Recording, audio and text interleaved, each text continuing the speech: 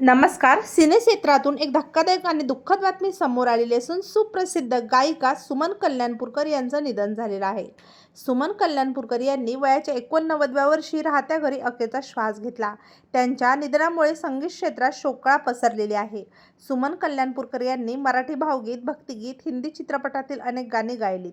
त्यांचं योगदान न विसरणार आहे. त्यांची कामगिरीची दखल घेऊन केंद्र सरकारने 2023 साली पद्मभूषण या नागरी पुरस्काराने त्यांना सन्मानित करण्यात आलं होतं. सुमन कल्याणपूरकर यांचा जन्म 28 जानेवारी 1937 साली तत्कालीन अविभाजित भारतातील बांगलादेशामधील भवानीपूर येथे झाला होता. त्यांना लहानपणापासून गायनाची आवड होती.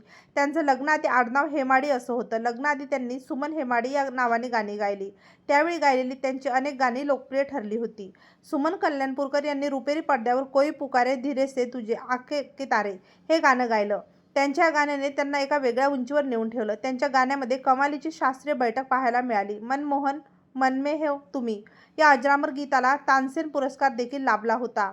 सुमन यांनी मराठी, हिंदी, बंगाली, उडिया, राजस्थानी, पंजाबी, कानडी आणि भोजपुरी या भाषेत हजारो गाणी गायली आहे.